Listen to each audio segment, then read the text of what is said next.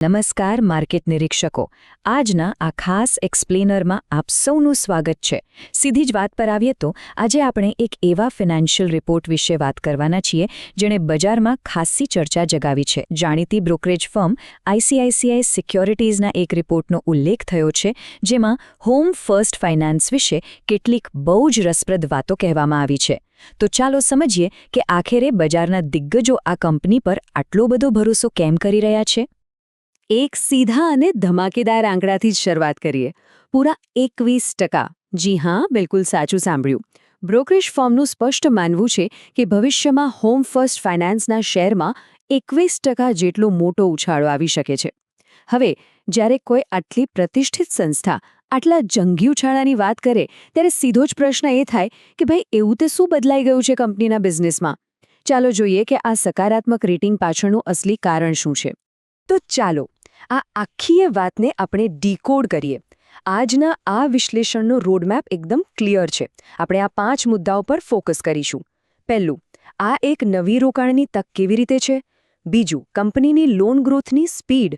ત્રીજું, એસેટ ક્વોલિટીમાં આવેલો સુધારો. ચોથું, તેમના બમ્પર નફા અને ડિવિડન્ડની વિગતો. અને છેલ્લે, શેરનો અત્યાર સુધીનો મજબૂત ટ્રેક રેકોર્ડ. વિભાગ 1, નવી રોકાણની તક.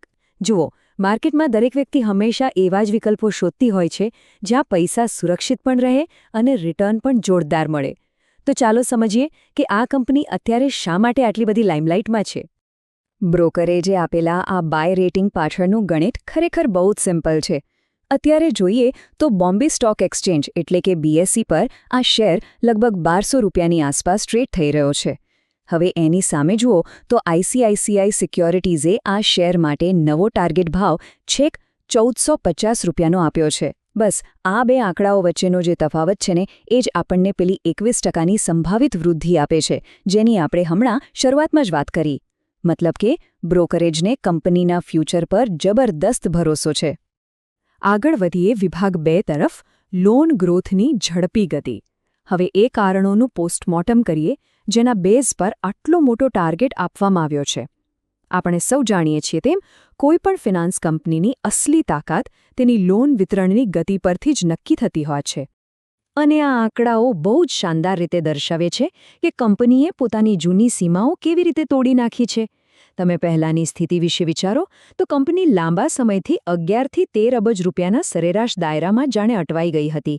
પણ હવે જાદુ જુઓ, જાન્યુઆરી-માર્ચ 2026ના ક્વાર્ટરમાં આંકડો સીધો 15.7 અબજ રૂપિયા પર પહોંચી ગયો છે.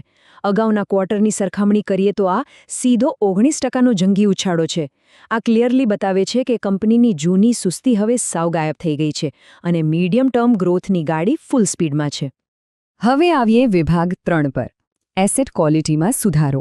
જો માર્કેટમાં ધડાધડ લોન વેચવી એ કોઈ મોટી વાત નથી, પણ સાચી ગેમ તો એ લોન સમયસર પાછી વસૂલવાની છે.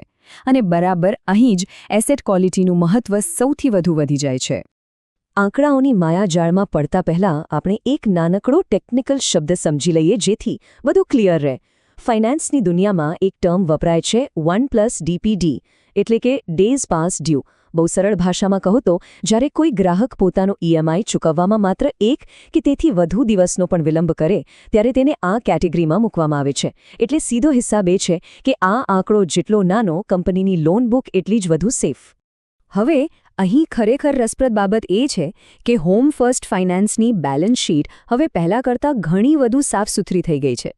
જુલાઈ-સપ્ટેમ્બર 2025ના સમયગાળામાં જે 1+DPDનો આંકડો 5.5%ની ટોચ પર પહોંચી ગયો હતો તે હવે ઘટીને 4.7% પર આવી ગયો છે. સતત બીજા ક્વાર્ટરમાં ખરાબ લોનના આ આંકડામાં આટલો સારો ઘટાડો એ વાતનો જોરદાર સંકેત છે કે કંપની બહુ જ શિસ્તબદ્ધ રીતે પોતાની રિકવરી કરી રહી છે. મતલબ કે જોખમ ઘટી રહ્યું છે. નેક્સ્ટ છે વિભાગ 4, બમ્પર નફો અને ડિવિડન્ડ. ઓકે, તો જ્યારે વ્યાપાર વધે અને લોનની વસૂલાત પણ સારી થાય ત્યારે તેની સીધી અસર ક્યાં પડે? બરાબર, કંપનીના પ્રોફિટ પર. ચાલો એ નાણાકીય પરિણામો પર નજર કરીએ જે આ બિઝનેસ મોડલની અસલી તાકાત બતાવે છે. આ નાણાકીય સફળતાના આંકડા જરા ધ્યાનથી સાંભળજો. જો આપણે જાન્યુઆરી-માર્ચ 2026ના ક્વાર્ટરના પરિણામોને ગયા વર્ષના સેમ ક્વાર્ટર સાથે સરખાવીએ તો કંપનીના ચોખ્ખા નફામાં 42.8%ની બહુ જ જબરજસ્ત છલાંગ જોવા મળે છે. નફો 104.6 કરોડથી ઉછળીને સીધો 149.4 કરોડ રૂપિયા થઈ ગયો છે. વાત માત્ર નફાની નથી. કંપનીની ચોખ્ખી વ્યાજ આવક એટલે કે જેને આપણે NII કહીએ છીએ તે પણ 36.5%ના ઉછાળા સાથે 306.1 કરોડ રૂપિયાએ પહોંચી ગઈ છે. આ નંબર્સ કંપનીની હેલ્થનું એકદમ સોલિડ પિક્ચર આપે છે.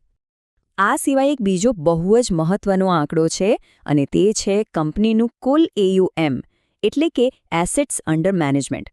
આ આંકડો 25%ના શાનદાર ગ્રોથ સાથે હવે 15,878 કરોડ રૂપિયાના લેવલ પર પહોંચી ગયો છે. અને હા, મેનેજમેન્ટને એ વાતનો પૂરેપૂરો કોન્ફિડન્સ છે કે આવનારા સમયમાં પણ આ 25%નો ગ્રોથ રેટ તેઓ બહુ જ આસાનીથી જાળવી રાખશે.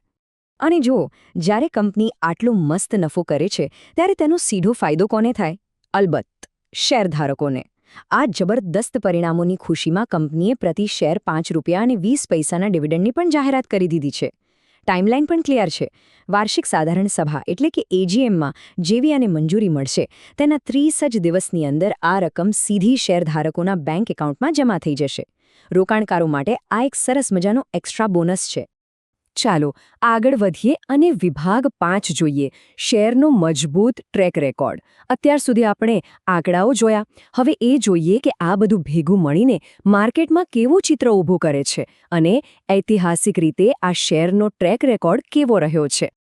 આજે હોમ ફર્સ્ટ ફાઇનાન્સ 12,500 કરોડ રૂપિયાથી પણ વધુના માર્કેટ કેપવાળી એક જાયન્ટ કંપની બની ચૂકી છે.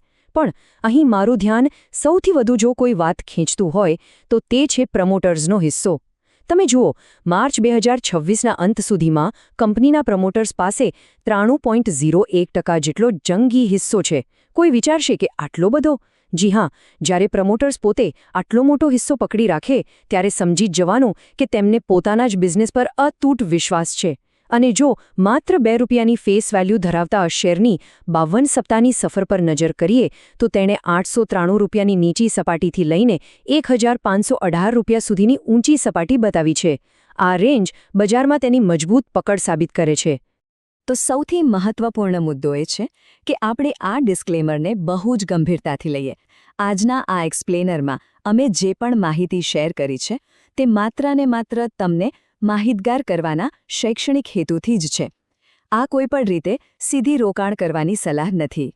અમે અહીં માત્ર એક સત્તાવાર રિપોર્ટનું તટસ્થ વિશ્લેષણ તમારી સામે મૂક્યું છે.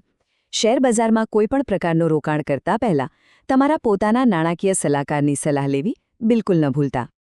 તો મિત્રો, આ તમામ ડેટા અને આટલા મજબૂત પરિણામોનો એનાલિસિસ કર્યા પછી એક બહુ મોટો સવાલ સામે આવીને ઊભો રહી જાય છે. શું તમને લાગે છે કે ભારતના ઝડપી આર્થિક વિકાસની સાથે સાથે આખું એ હાઉસિંગ ફાઇનાન્સ સેક્ટર શેરબજારનું નવું સૌથી મોટું લીડર બની શકે છે? આ એક એવો પ્રશ્ન છે જેના પર માર્કેટમાં રસ ધરાવનાર દરેક વ્યક્તિએ ચોક્કસ વિચાર કરવો જ રહ્યો. આજના વિગતવાર એક્સપ્લેનરમાં અમારી સાથે જોડાવા બદલ આપ સૌનો ખૂબ ખૂબ આભાર. બસ આમ જ નવું શીખતા રહો અને માર્કેટના ટ્રેન્ડ્સ પર નજર રાખતા રહો.